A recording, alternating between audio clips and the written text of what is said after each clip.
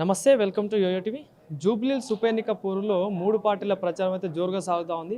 So ఈ నేపథ్యంలోనే ఇరు పార్టీలు సవాళ్ళు విసురుకుంటా ఉన్నారు. సో మరి అయితే కాంగ్రెస్ పార్టీకి సంబంధించిన అభ్యర్థి నవీన్ యాదవ్ కూడా నిన్న బీఆర్ఎస్ పార్టీకి పెద్ద ఎత్తున వార్నింగ్ టైప్లో సవాళ్ళు విసురుతూ ఉన్నారు. సో దీనిపై బీఆర్ఎస్ పార్టీ అభ్యర్థి ఎమ్మెల్యేలు కావచ్చు, నాయకులు కావచ్చు ఎట్లా స్పందిస్తున్నారని తెలుసుకునే ప్రయత్నం మనతో పాటు మాట్లాడడానికి నర్సంపేట మాజీ ఎమ్మెల్యే పెద్ది సుదర్శన్ రెడ్డి గారు ఉన్నారు. సార్ నమస్తే.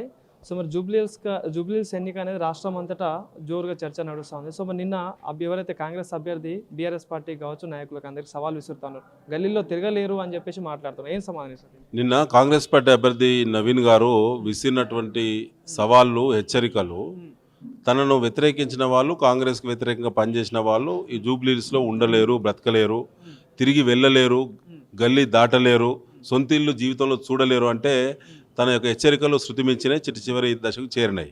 దీని పట్ల మన తెలంగాణ డీజీపీ శివధ్ రెడ్డి గారు దీని పట్ల స్పందిస్తారనుకుంటున్నాం, కేసులు నమోదు చేస్తారనుకుంటున్నాం. ఎన్నికల కమిషన్ కూడా వెంటనే స్పందించాల్సి ఉండే. ఇప్పటికి కూడా తన వ్యాఖ్యలు చేసి 24 గంటలు గడిచినప్పుడు కూడా ఇప్పటికీ కాంగ్రెస్ పార్టీ అభ్యర్థి నవీన్ పైన చర్య చేపట్టకపోవడం అనేది అంటే ఎన్నికల కమిషన్ కానీ పోలీసు కానీ రేవంత్ రెడ్డి అడుగులకు మడుగులు ఒత్తుతుందని చెప్పి ఇది ఒక సాక్ష్యంగా మనం భావించవచ్చు. తన యొక్క హెచ్చరికలు చూసి ఎవరు భయపడే వాళ్ళు లేరు. తను రాజకీయ అనుభవం లేనటువంటి వ్యక్తి. అవకాశం రావచ్చు కాంగ్రెస్ పార్టీ అభ్యర్థిగా, కానీ ప్రజలుగా ఆలోచిస్తారు. ప్రజలు స్వేచ్ఛాయుతమైన వాతావరణం కోరుకుంటారు. ముఖ్యంగా జూబ్లీహిల్స్ ప్రజలు అన్ని వర్గాల ప్రజల యొక్క కలయిక జూబ్లీహిల్స్. ఇవాళ అన్ని వర్గాలు, అన్ని మతాలు అందరూ కూడా సోదర భావంతో సోదరి భావంతో బ్రతికేటువంటి జూబ్లీహిల్స్ ప్రాంతంలో మీరు ఎమ్మెల్యే కాకముందే నువ్వు రౌడీ కల్చర్ తీసుకొచ్చి ఇలా బీఆర్ఎస్ శ్రేణులు బెదిరించడం కాదు, నువ్వు ఇతర ప్రాంతాల నుంచి వచ్చినటువంటి, ఇతర గ్రామాల నుంచి వచ్చినటువంటి తెలంగాణ వ్యాప్తంగా ఇక్కడికి బ్రతుకుదెరువు కోసమో లేకపోతే పారిశ్రామిక రంగంలో, రవాణా రంగంలో, నిర్మాణ రంగంలో లేదా ఇతర పనులు చేసుకొని బ్రతికేటువంటి కుటుంబాలను ఇవాళ మీరు బెదిరించినట్టుగానే వారి యొక్క మెసేజ్ పోతుంది అనేది నవీన్ యాదవ్ గారు కాంగ్రెస్ పార్టీ గుర్తు చేసుకోవాలని చెప్పి నేను ఈ సందర్భంగా హెచ్చరిస్తా ఉన్నాను. ఇట్లా చూస్తా అంటే ఈ ఉప ఎన్నిక నేపథ్యంలో కూడా కాంగ్రెస్ పార్టీ నాయకులు అనేక విధాలుగా మాట్లాడుతున్నారు. సో మొన్న పొన్నం ప్రభాకర్ గారు మాట్లాడిన వ్యాఖ్యలు కావచ్చు. సో ఇట్లా చూడొచ్చు ఇవన్నీ. అసలు ఒక రకంగా మాట్లాడాలంటే ముందు మహిళా అభ్యర్థిని సునీతా గోపీనాథ్ గారిని వారు భర్త కోల్పోయినటువంటి బాధతో ఉన్న సందర్భంగా వారు కంట్లో నీళ్ళు వస్తేనే విమర్శించిన నీచ సంస్కృతి కాంగ్రెస్ పార్టీది. ఈ నవీన్ యాదవ్ గారు ఈ రకంగా బెదిరిస్తే వాళ్ళ కొత్త ఏమున్నది? వాళ్ళ కల్చర్ అలాంటిది కాబట్టి అలాంటి వాళ్ళకి వారు అవకాశం ఇచ్చారు. సో వాళ్ళు కాంగ్రెస్ పార్టీ కింద క్యాడర్ కూడా సహకరించే పరిస్థితి లేదు. ఇవాళ మమ్మల్ని బెదిరించిన విషయం పక్కకు పెడితే కాంగ్రెస్ పార్టీ వాళ్ళకు సహకరించని వాళ్ళు, వాళ్ళ వర్గాలలో సైక్యత లేని వాళ్ళను వాళ్ళే కొట్టుకుంటున్నారు. ఇప్పటికీ రహమత్ నగర్లో కొట్టుకున్నారు, ఇప్పటికీ బొరబండలో కొట్టుకున్నారు.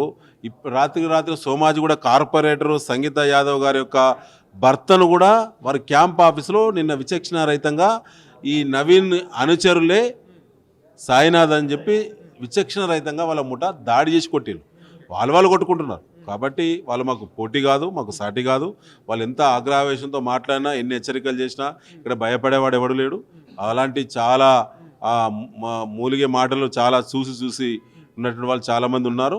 జాగ్రత్తగా మాట్లాడాలి. ముఖ్యంగా వారి మాటల మీద చర్య చేపట్టాల్సిన ఎన్నికల కమిషన్ కానీ పోలీసు కానీ తమ బాధ్యతలు సకాలంలో నిర్వర్తించకుంటే మీపైన కూడా చట్టం ఇచ్చినటువంటి న్యాయ వ్యవస్థ ఇచ్చిన వెసులుబాటును సద్వినియోగం చేసుకొని మీపైన కూడా మేము కేసులు వేస్తాం.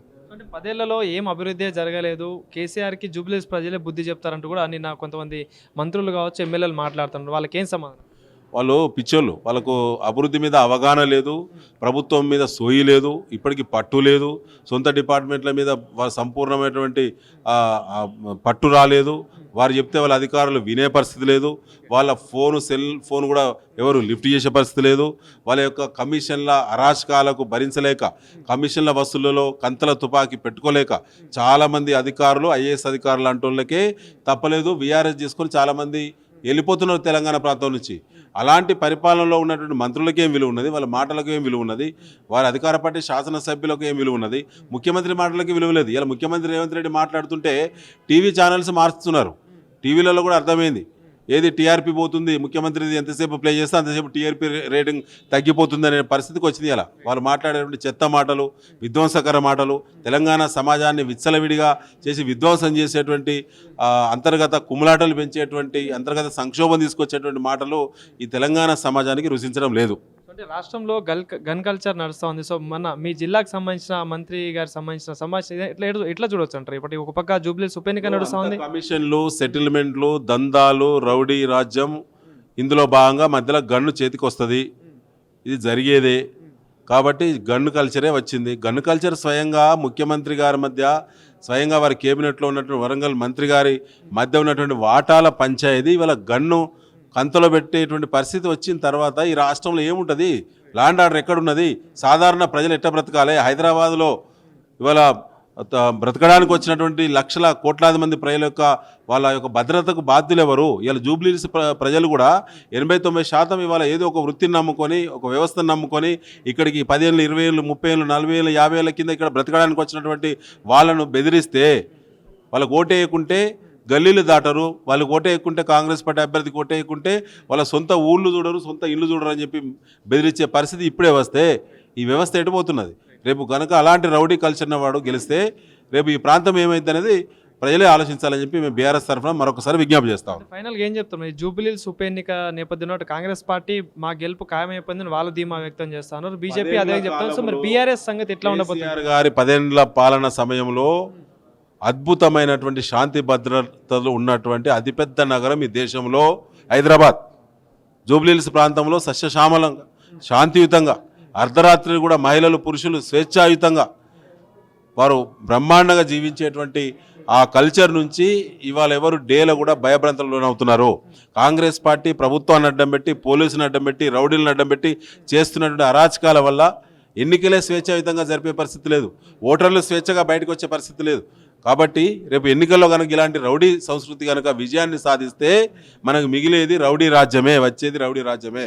ఇది ప్రజలు కూడా అర్థం చేసుకొని ప్రజాస్వామ్యాన్ని గెలిపించాలి, శాంతియుత వాతావరణం కోరే బీఆర్ఎస్ అభ్యర్థిని గెలిపించాలి, గోపీనాథ్ గారు చేసినటువంటి సేవలను గుర్తించి ఆశీర్వదించాలని చెప్పి మీ ద్వారా మేము విజ్ఞప్తి చేస్తున్నాం.